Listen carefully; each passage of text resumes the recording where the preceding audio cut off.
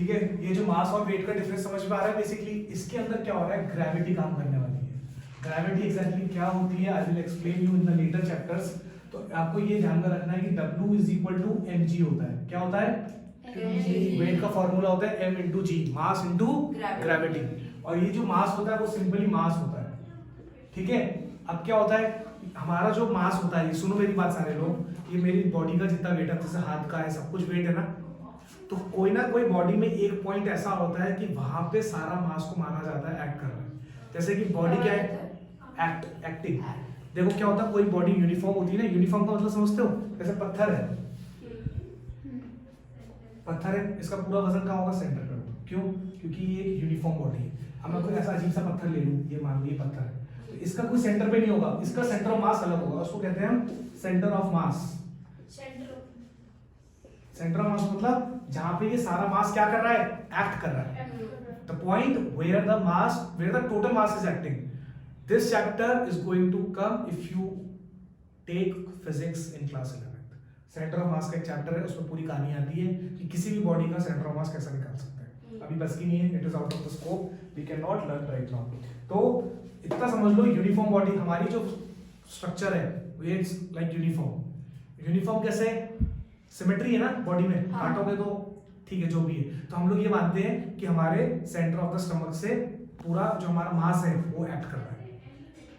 अब तुम क्यों हवा में उड़ रहे हो, क्या तुम नहीं ना, तुम जमीन पे खड़े हुए हो, क्यों, क्योंकि तुम्हें किसी ने खींच रखा है, किसी ने, that is called gravity, that is called gravity. तो जब तुम मशीन पे खड़े हो तो इसका मतलब तुम्हारी बॉडी पे ग्रेविटी कंटिन्यूअसली एक्ट कर रही है, so the weight is used, mass word use नहीं होगा।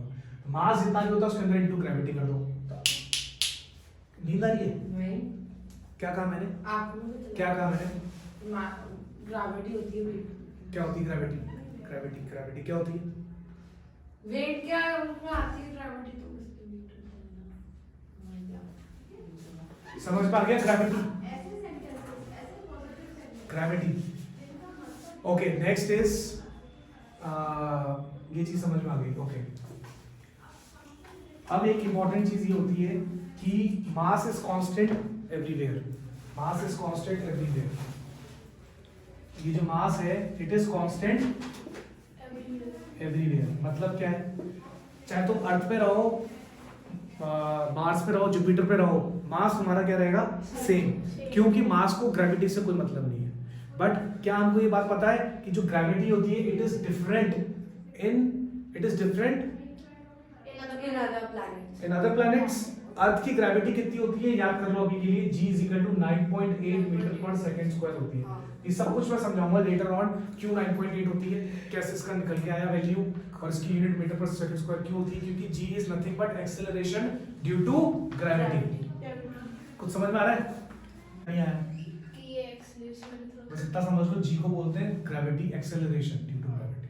फोर्स में बात क्लियर हो जाएगा, ठीक है। ये तुम लोग को समझ में आ गया होगा, ठीक है। वेट इज इक्वल टू ये हो गया, ये कांस्टेंट होता है बट इट चेंजेस, ये एक डिफरेंस हो गया। क्यों, बिकॉज ग्रेविटी चेंजेस, ग्रेविटी क्या करता है, चेंज करता है। तो अब जैसे कि हम लोग कह देंगे gravity on moon is 1/6 of gravity on earth, 1/6 होती है।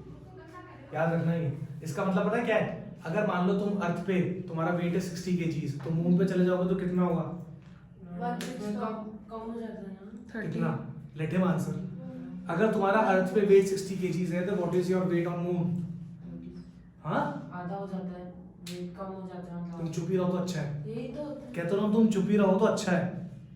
So 1/6 लॉस्ट केस है ना माइंड, 1/6 लिखा नहीं गया यहाँ पर, 1/6 मल्टीप्लाई और उसको काट देंगे 10। अरे भैया इधर देखो, मून है, यहाँ पे क्या हो जाएगा m, यहाँ पे ग्रेविटी क्या हो गई है 6 हो गई है, डिवाइड बाय 6 mg/6। अर्थ पे कितना है वेट तुम्हारा 60/6, तो 10 आंसर होगा उसका, 10 न्यूटन।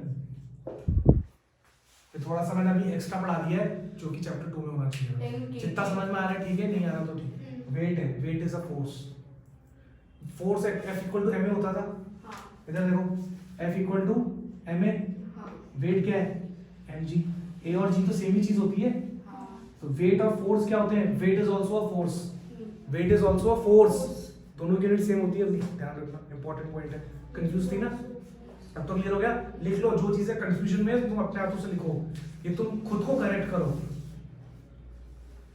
ठीक है? That's it.